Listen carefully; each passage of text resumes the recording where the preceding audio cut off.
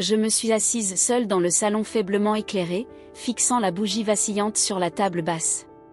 Le silence était assourdissant, interrompu uniquement par le bruit rythmique de la pluie frappant la fenêtre. Mon mari, Darcy, était parti depuis des mois, mais la douleur était toujours aussi vive, comme une blessure qui refusait de guérir.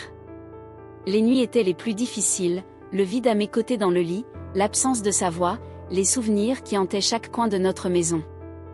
Un coup soudain à la porte me fit sursauter. J'hésitais un instant avant de me traîner jusqu'à la porte pour l'ouvrir. Là, trempé de pluie, se tenait Malik, le meilleur ami de Darcy. Ses larges épaules remplissaient l'embrasure de la porte, ses yeux sombres remplis de quelque chose que je n'arrivais pas à nommer. Il avait toujours été une présence dans nos vies, mais je ne l'avais pas vu depuis les funérailles. « Je devais venir, dit-il doucement. J'ai pensé à toi. » J'écartai la porte pour le laisser entrer. Il secoua son manteau, révélant la chemise blanche humide de pluie qui se trouvait dessous. Il regarda autour de la pièce, ses yeux s'attardant sur les photos encadrées de Darcy et moi. « Tu tiens le coup ?» demanda-t-il. Je forçai un sourire. Je dis aux gens que oui, c'est plus facile que d'expliquer la vérité. Malik soupira, passant une main sur ses cheveux coupés courts. Je comprends. Perdre ça, ça te brise. Il s'assit sur le canapé et je m'assis à côté de lui, enroulant mes bras autour de moi. Un moment, aucun de nous ne parla. Le silence s'étira entre nous, mais il n'était pas inconfortable. C'était de la compréhension non exprimée, mais profondément ressentie. Puis, il saisit une bouteille de whisky sur la table et versa 2 verres. « À Darcy, dit-il. » Je trinquai avec lui. « À Darcy. » L'alcool brûla ma gorge, mais j'accueillis la chaleur qu'il apportait. Malik s'affaissa en arrière, reposant un bras sur le dossier du canapé, ses yeux me scrutant avec attention. « Et tu sais, » commença-t-il, sa voix profonde et calme, « Darcy parlait toujours de toi. À chaque fois qu'on se voyait, c'était toi. À quel point il se sentait chanceux, à quel point il t'aimait. » Entendre son nom fit naître un nœud dans ma gorge, mais les paroles de Malik n'avaient aucune tristesse, juste une vérité. « Il me manque, » murmurai-je. « Je sais, » dit-il, sa voix plus douce à présent. « Il me manque aussi. » Il y avait quelque chose dans la manière dont il l'avait dit qui me fit le regarder différemment.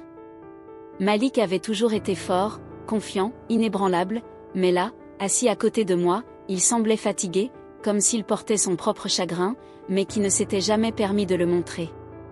Je laissai échapper un souffle lent. Je ne m'attendais à personne ce soir. Je ne comptais pas venir, admit-il, mais je n'arrêtais pas de penser à toi, combien cet endroit doit te sembler vide à présent. Je détournais les yeux, les larmes brûlant dans mes yeux. Il était plus facile de laisser les gens croire que je m'en sortais, mais en réalité, je me noyais dans les souvenirs. « Tu n'as pas à faire ça toute seule, » dit Malik doucement. Je le regardais à nouveau. La façon dont il soutenait mon regard, stable, inébranlable, fit quelque chose se resserrer dans ma poitrine. Cela faisait longtemps que je n'avais pas été vue ainsi. Avant que je ne puisse m'arrêter, je parlais, « Reste un moment. » Un petit sourire se dessina sur les lèvres de Malik. « J'espérais que tu dirais ça. » Malik versa un autre verre, ses mouvements lents et délibérés. Je le regardais faire tournoyer le liquide ambré dans son verre avant de prendre une gorgée. Le silence entre nous était épais, mais pas gênant. C'était le genre de silence qui permettait aux émotions de respirer et de se poser. « Je me souviens de la première fois que Darcy m'a présenté à toi, » dit-il soudainement. Nous étions dans ce petit café au centre-ville. Tu étais nerveuse. Je laissai échapper un petit rire. Il m'avait tellement parlé de toi que j'avais l'impression de devoir impressionner son meilleur ami. Malik sourit en secouant la tête. Tu n'avais pas besoin de ça. J'ai su tout de suite pourquoi il t'adorait. La chaleur dans sa voix me surprit. Je me décalai légèrement, soudainement consciente de la proximité entre nous. Sa présence remplissait l'espace, solide et réconfortante. Cela faisait si longtemps que je n'avais rien ressenti d'autre que du chagrin. Et maintenant, assise là avec lui, je ressentais quelque chose s'éveiller en moi, quelque chose que je n'étais pas sûre d'être prête à nommer. Toi et Darcy étiez inséparables, dis-je, voulant détourner la conversation de ce qui se passait en moi. Comme des frères, dit Malik, son expression se durcissant un instant. Le perdre, ça m'a brisé quelque chose en moi, mais je ne peux même pas imaginer ce que ça t'a fait. Je déglutis difficilement. On dirait qu'une partie de moi est morte avec lui. Malik se tourna vers moi, son regard intense. Mais tu es toujours là. Ces mots restèrent suspendus dans l'air, lourds de sens. Pendant des mois, j'avais eu l'impression de n'exister que pour traverser la vie sans but, mais voici Malik qui me rappelait que j'étais encore en vie, et quelque chose dans la façon dont il me regardait me le fit sentir.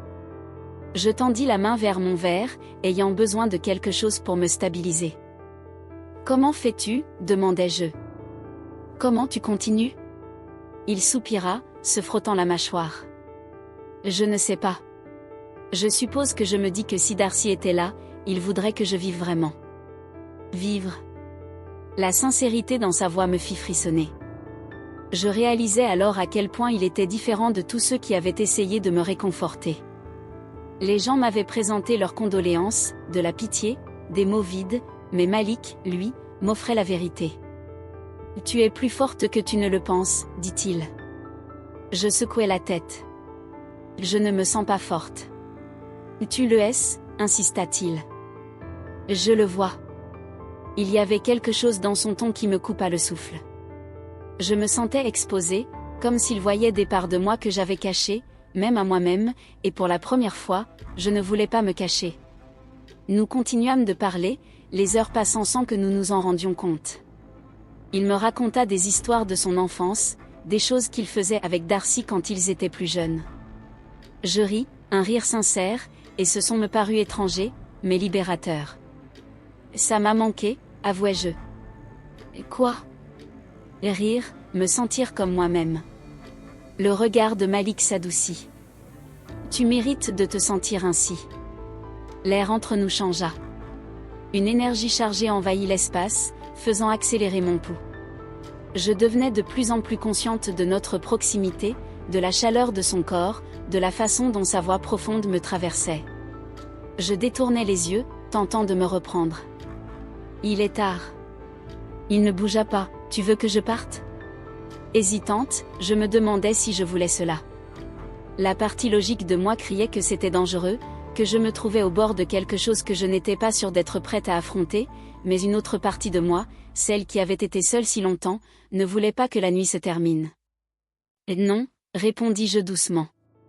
Un éclair de quelque chose traversa son visage, un soulagement, peut-être même quelque chose de plus profond. Je vais rester, dit-il. La pièce se sentit différente maintenant. L'espace entre nous avait changé, chargé de quelque chose de non dit. Malik se pencha en arrière, ses doigts traçant le bord de son verre comme s'il était perdu dans ses pensées. Je pouvais sentir ses yeux sur moi, fixes, patients, attendant quelque chose que je n'étais pas sûre de pouvoir lui donner. J'expirai lentement. Je me sens coupable pour ça, hésitai-je, pour avoir apprécié ce soir, pour me sentir bien, même juste un instant. Malik me scruta, son expression impassible. Darcy ne voudrait pas que tu vives dans la tristesse éternellement. Il voudrait que tu retrouves le bonheur. Je hochai la tête, sachant qu'il avait raison, mais le poids du deuil était devenu familier, presque réconfortant. Lâcher prise, même juste un instant, semblait une trahison. Tu crois que je ne me sens pas coupable, moi aussi, demanda Malik, sa voix plus douce maintenant. Chaque fois que je souris, chaque fois que je passe une bonne journée, je me demande si je devrais. Mais après, je me rappelle que la vie ne s'arrête pas parce qu'une personne qu'on aime est partie. Ces mots s'ancrèrent profondément en moi, déplaçant quelque chose que je n'avais pas réalisé était encore verrouillé. Je me tournai pour le regarder vraiment, le regarder cette fois. Malik avait toujours été une présence forte dans ma vie, toujours dans l'ombre de Darcy, mais maintenant, dans le calme de ce moment, je le voyais différemment. « Tu es facile à parler » avouai-je. Il esquissa un sourire. C'est une façon polie de dire que je ne ferme pas ma bouche. Je ris en secouant la tête. Non, je veux dire, tu écoutes. Tu écoutes vraiment. Son expression s'adoucit. Tu mérites ça. La sincérité dans sa voix me fit frissonner. Il tendit la main, ses doigts chauds contre les miens. Mon souffle se coupa et pendant un instant, tout le bruit dans ma tête disparut. Tu as le droit de ressentir à nouveau, dit-il, sa voix presque un murmure. Je ne me retirai pas. Je ne voulais pas. La chaleur de sa main contre la mienne semblait solide, me ramenant à la réalité. Mon cœur battait fort, non pas par peur ou par chagrin, mais par quelque chose que je n'avais pas ressenti depuis longtemps, de l'espoir. Je ne sais pas si je suis prête, avouai-je.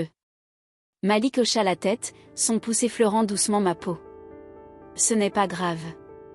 Je ne te demande pas d'être prête. Je veux juste que tu saches que tu n'as pas à porter ça seule. Quelque chose en moi se brisa. J'avais tenu si fermement au deuil, effrayé que le laisser partir signifiait perdre Darcy encore une fois, mais Malik ne me demandait pas d'oublier. Il me rappelait que j'étais encore là, encore en vie, encore capable de ressentir quelque chose au-delà du chagrin. Je tournai mon regard vers lui, ma pulsation s'accélérant. Ça semble compliqué, dis-je. Il esquissa un petit sourire. La vie est compliquée. Cela ne signifie pas que c'est faux. La vérité dans ses paroles se posa entre nous, indéniable et lourde. Je savais ce qui se passait, ce que cela signifiait, et pour la première fois, je ne voulais pas fuir cela. La nuit s'étira, mais aucun de nous ne bougea. Le poids de tout ce que nous ne disions pas remplissait l'air entre nous. La main de Malik était toujours sur la mienne, son toucher stable, mais non insistant, comme s'il attendait que je décide ce qui allait se passer ensuite. Une partie de moi savait que j'avais déjà fait mon choix. Je n'avais jamais pensé que je me sentirais ainsi à nouveau, avouai-je, ma voix à peine un murmure. Malik soutint mon regard, son expression indéchiffrable. Comment ça ? Comme si je voulais laisser quelqu'un entrer. Pendant des mois, je m'étais convaincue que l'amour, la chaleur, même le réconfort, étaient des choses que je ne méritais plus, que passer à autre chose signifiait trahir Darcy, mais maintenant, assise ici avec Malik, je réalisais que la vraie trahison serait de me nier la chance de vivre à nouveau. Je ne veux pas avoir peur de ça, continuai-je. Je ne veux pas passer le reste de ma vie piégée dans le passé. Malik hocha lentement la tête. Tu n'as pas à l'être. Il y avait quelque chose dans la façon dont il disait ça, tellement certain, tellement sûr, qui me fit le croire. Il ne me proposait pas seulement de la compagnie. Il me proposait un avenir où je n'avais pas à continuer à prétendre que tout allait bien quand ce n'était pas le cas, un avenir où je pourrais me réveiller et ne pas avoir l'impression de me noyer dans le chagrin. Je laissai échapper un souffle tremblant. Darcy détesterait ça, dis-je. Malik esquissa un sourire triste. Quoi ? Être heureux peut-être, mais il détesterait aussi te voir comme ça, seule, souffrante. Tu crois qu'il voudrait que tu souffres pour toujours ? Je secouai la tête, les larmes montant à mes yeux. Non.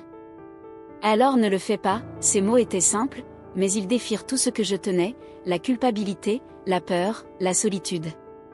J'avais passé si longtemps à me convaincre que je devais vivre dans la mémoire de Darcy, mais je commençais à réaliser que ce n'était pas vivre du tout. Je pris une profonde inspiration. Et si je ne sais pas comment faire cela ? Malik serra doucement ma main. Alors on le découvre ensemble. Une larme glissa sur ma joue, mais pour la première fois depuis longtemps, ce n'était pas de tristesse, c'était du soulagement, la réalisation que je n'étais pas seule, que je n'avais pas à l'être. Je hochai la tête, les dernières pièces de ma résistance s'effondrant. Malik avait été là tout le temps. Patient, ne demandant jamais plus que ce que je pouvais donner, et maintenant, enfin, j'étais prête. Je levai les yeux vers lui, mon cœur battant fort. Reste avec moi. Il n'hésita pas, toujours.